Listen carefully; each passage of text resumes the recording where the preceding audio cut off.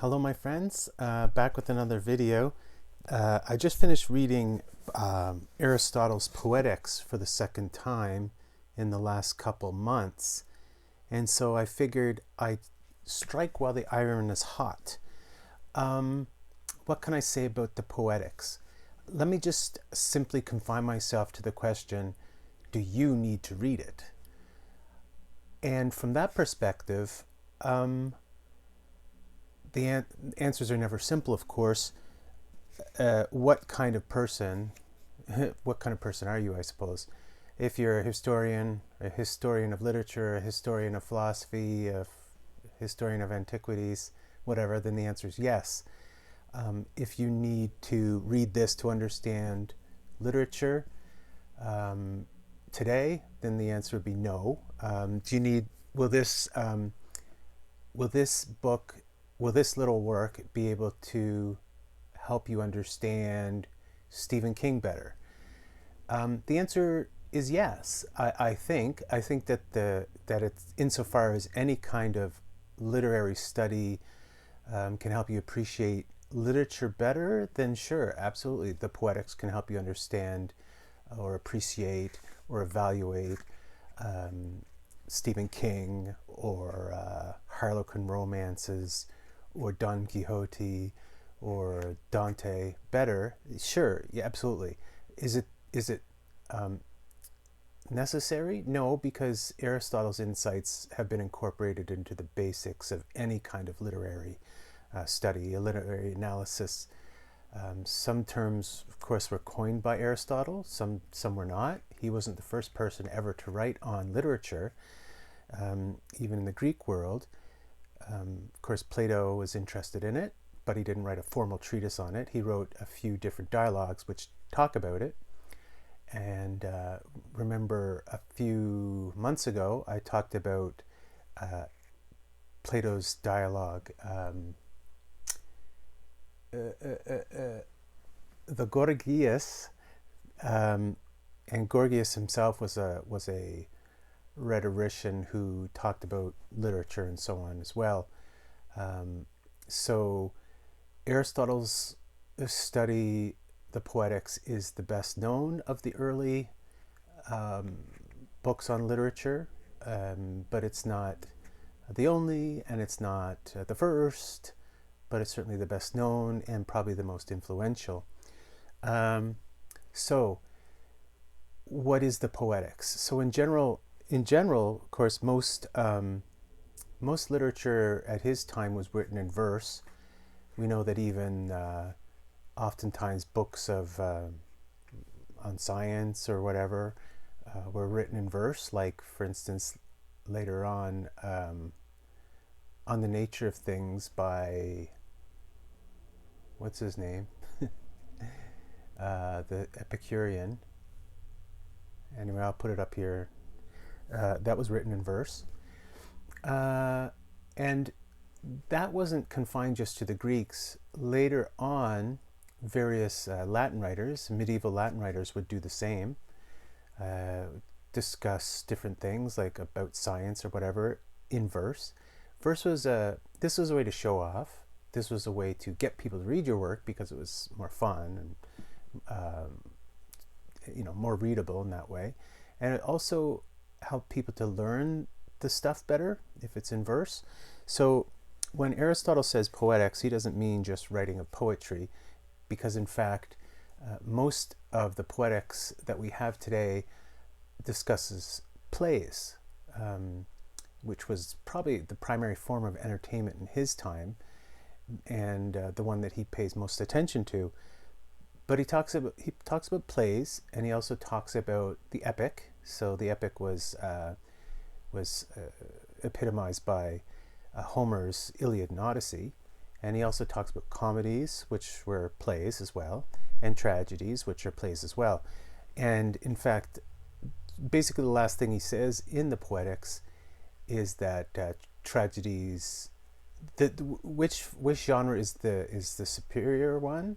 It's between the epic and the tragedy, and he seems to end with saying that the tragedy is the highest form, which is kind of cool because I mean, he means the tragic play, um, and he means the epic poem, of course. I think that I think that I think he's correct. I think a tragedies are superior to comedies, because of their seriousness and thought provokingness. But this isn't to say that comedies can't be high art too, because as you know, one of my absolute most favorite books is Don Quixote, which is, for lack of any other qualification, I suppose, it's a comedy, right? And there haven't been spectacular comedies in the modern era. You can say, I mean, the last 500 years, you can talk about a few of Shakespeare's plays, but I don't find them funny because I don't really understand them. They're time sensitive.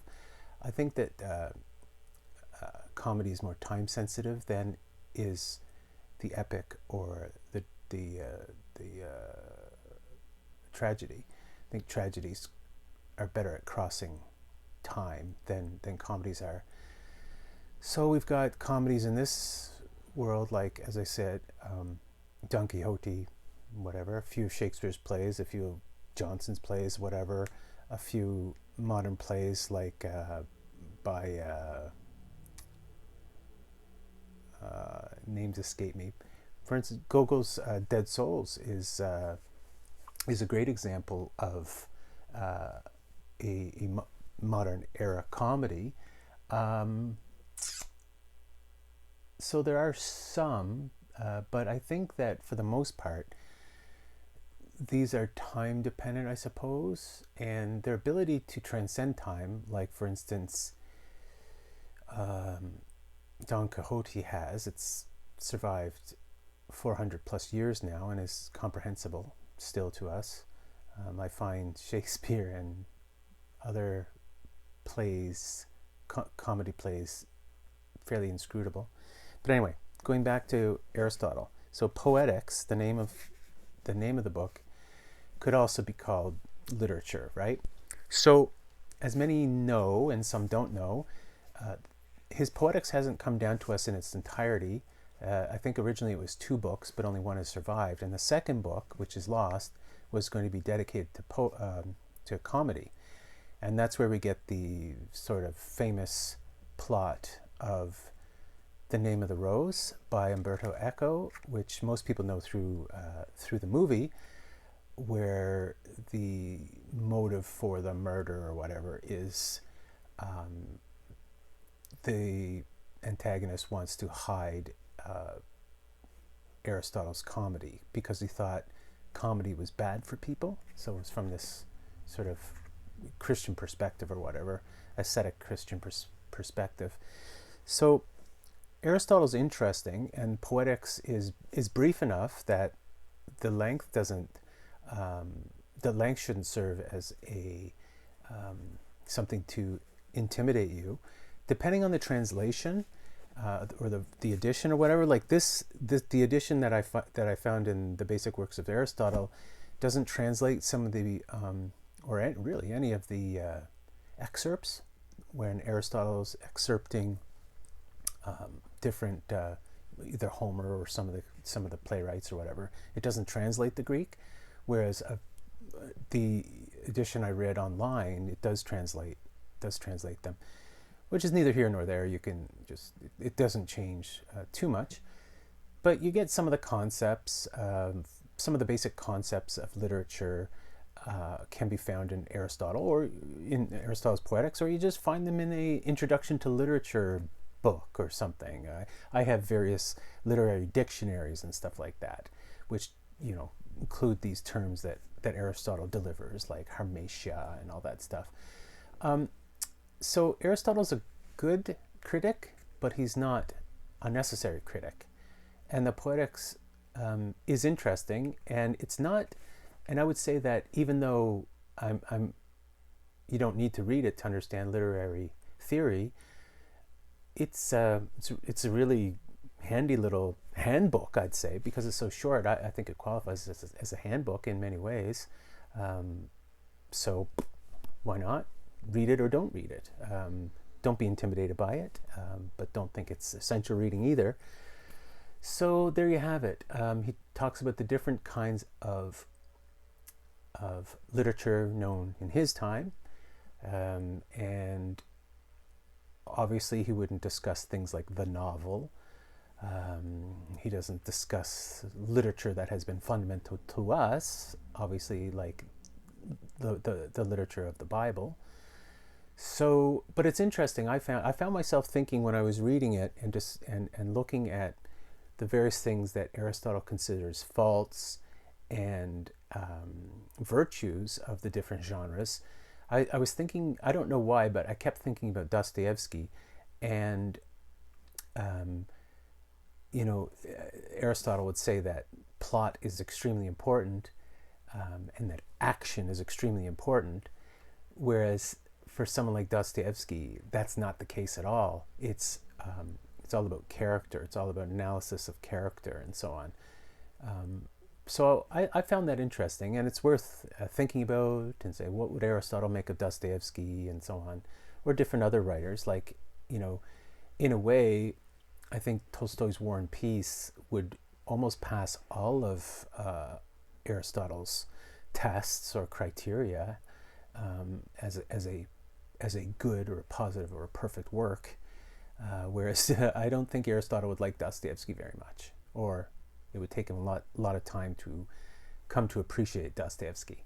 So there you have it. The Poetics is very short, as I said. I just read it over a couple hours, and I think I know it well enough now that I was thinking, well, maybe I need to read it a third time, but I don't think so. But it's a building block for moving on to other works subsequent to him and so on, and helps me in a sense to understand Plato and what he was all about as a writer, as a literary crafter, and as a literary critic too, because Aristotle was reacting to Plato in many ways. So there you have it, guys. You can find Poetics in a million different forms. I have a couple editions around here somewhere. Read it or don't read it, but read some literary theory. And, you don't have to drown yourself in it. But I find it helps me to understand books and appreciate books better. Okay, thanks, guys. Everyone, take care. Have a good day. Bye now.